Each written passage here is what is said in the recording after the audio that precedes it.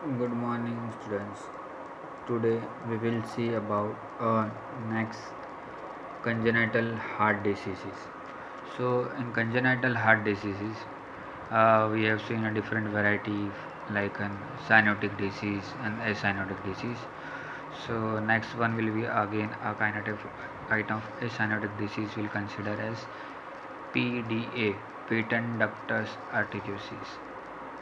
So, as already we know, and during our initial classes of congenital heart disease and fetal circulations of the heart, so till the baby is in the womb or in the uterus, she or he is supplied by mother umbilical cord through the umbilical artery, and there will be normal opening between the aorta as well as pulmonary arteries, because there is a no blood is going for the filtration in the lung.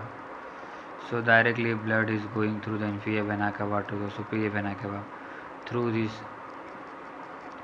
uh, septum between the both ventricles and both atrium, and along with that it's going in the aorta, and there is a closure between the aorta and pulmonary arteries.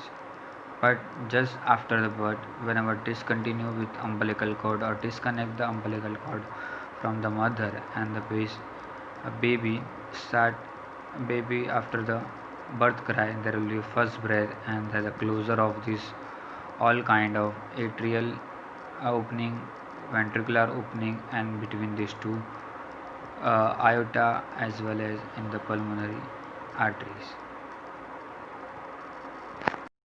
But because of any of the abnormality or because of immature delivery, or there are number of reasons why this closure is getting failure, and that is uh, after the birth also, that abnormal collection between the aorta and pulmonary artery remain continue, and which is known as patent ductus arteriosus, or we call as failure of closure of ductus arteriosus.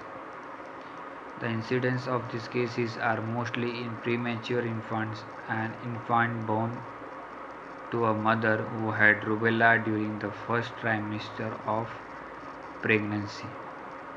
So now through the PDA, oxygenated blood passes from the aorta inside the pulmonary artery, where we have deoxygenated blood, because pulmonary artery carries deoxygenated blood from right ventricle.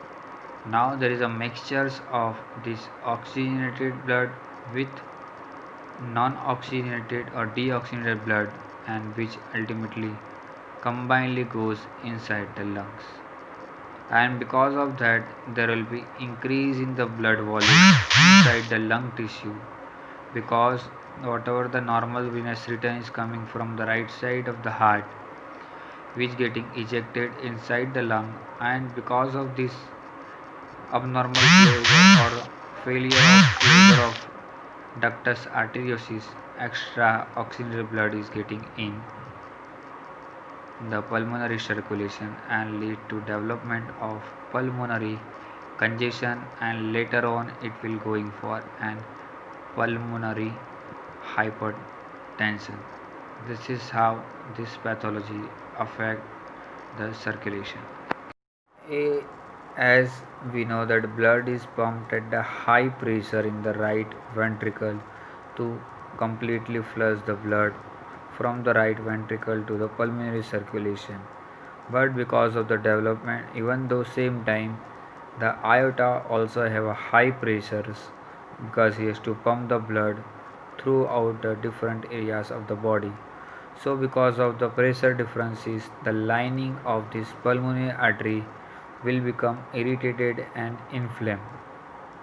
Because of the pressure, the inner wall of the artery is getting damaged, and because of that damage, there is a bacteria inside the bloodstream will easily infect that particular injured area, and making the new way for bacterial bacterial endocarditis.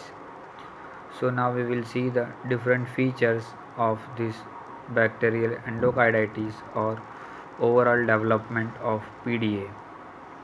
Shortness of breath, congested breathing, disinterest in feeding or tiring while feeding, poor weight gain, sweating, tachycardia, and bonding pulse. During the auscultation, will found there will be continuous machinery murmur on the left infraclavicular region in the second intercostal space. So, along with the different clinical features and auscultation, we'll be finding that patient has started abnormality in ductus arteriosus. So in case of a management, we have always two kind of management, that will be a conservative as well as surgical approach. So because of that, there will be a two choice of treatment. Number one will be considered as your conservative management. Here endomethacin IV, that is prostaglandin inhibitor, may help to close the PDA, and it works by stimulating the muscles inside the PDA to constrict, and there will be a chances of closing of connection. Once again I will repeat, that is endomethacin IV will help to stimulate the muscles of the PDA to constrict, and because of that there will be a closing of connection. Along with that, digoxins and diuretics will be used for the medical management. Along with that, patient required an high calorie formula or the breast milk, and special nutrition supplement may be added to the formula for pumped breast milk, and that increase the number of calories in each ounce. Still, after this conservative management, patient does not recover well, then subject has to go for a surgical replacement. In case of repair, it is indicated in the infants younger than 6 months of age and have a large defects that are causing so much symptoms such as poor weight gain and rapid breathing. Then there will be a transcatheter coil closure for the PDA. PDA ligation involves the closing the open PDA with stitches or with the vessel connecting to the aorta and pulmonary artery may be cut and cauterized. This is how the surgical management will be done for PDA